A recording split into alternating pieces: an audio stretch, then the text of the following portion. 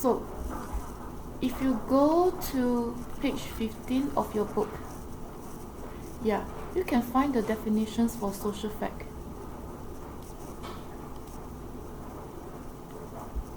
And all these different entities, despite their different functions, they hold society together because of social facts. So, another theorist, Robert Merton, you don't have to know the names for your exams because this is not a history class. He extended upon Emile Durkheim's functionalism theory. He points out that social processes have different functions. According to Robert Merton, all the events that take place in the school system, in the family, in the criminal justice system, in the government, are classified as social processes. Cyberbullying, bullying, parental intervention, sports, coaching, you name it. These are all social processes according to Merton. So, all these social processes have different functions. Criminal justice system is viewed as a social process too by Merton. And all these social processes have two main functions, the manifest and the latent function. You can read the definition on your own. So, manifest functions are the functions that are intended or easily recognizable. For instance, the education system. The intended or recognizable function of the school system is to educate and train people, to teach values, morals, and discipline to students.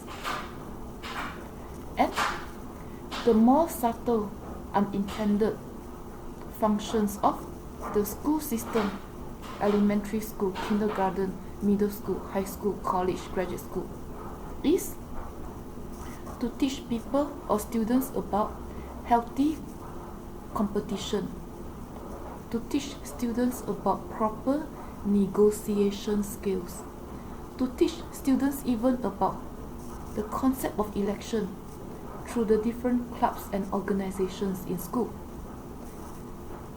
And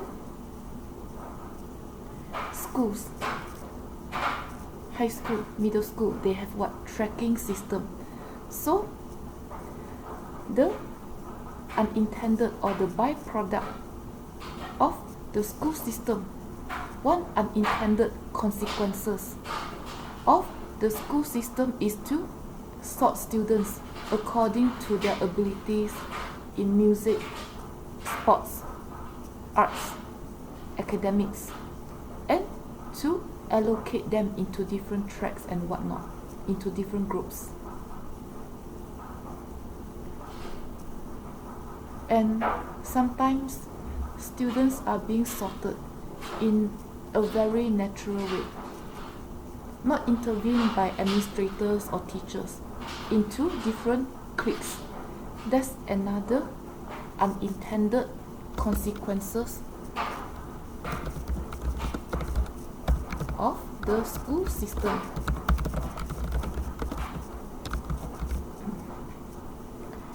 And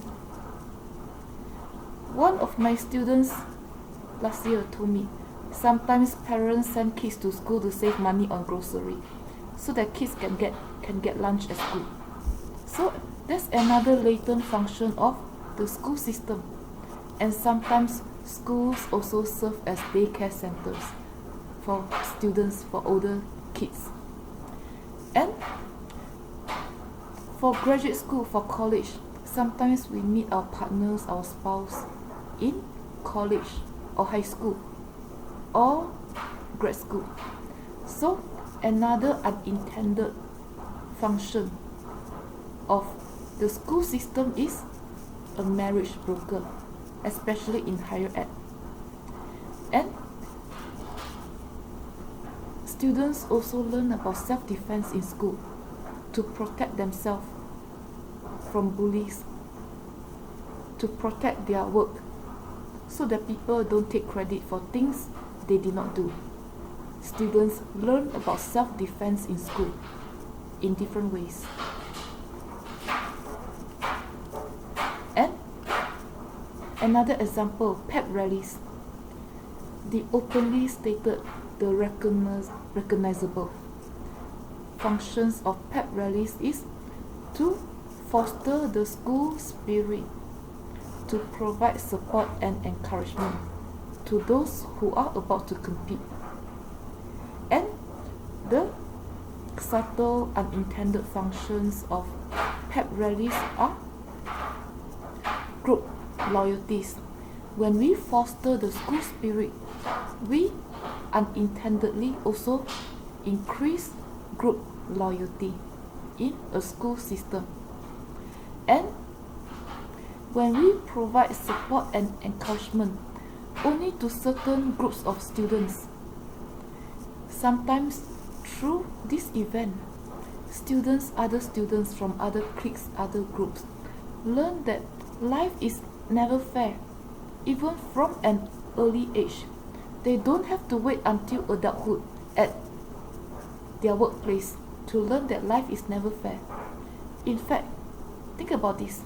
Our students realize that life is not fair through many things that took place in their school events when they were kids or adolescents. This is one of them. And students related to number 2 also learn that certain events, certain tests, certain groups of people are more valued than others. Therefore, life is not fair. This is one unintended functions of pep rallies, or a byproduct of pep rallies when they are being made or forced, quote unquote forced, to take part in pep rallies. They learn that life is never fair. Some people are more valued.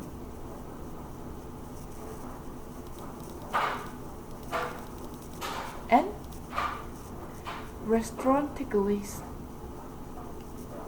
We can also try to understand these two functions through a simple thing we take for granted in our daily life, like restaurants takeaway. Why do we order something to go? We can also try to understand this event, this social process, through the manifest and latent functions. Why do we order to go? The openly stated function, the recognizable function, would be to save time. It's obvious to our friends, people around us. It's obvious to the waiter and waitress or to the cashier. We want to save time.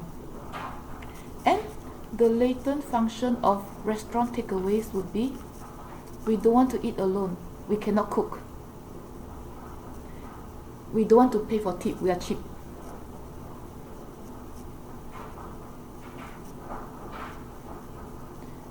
So, I hope that you can distinguish between manifest and latent function through these few examples.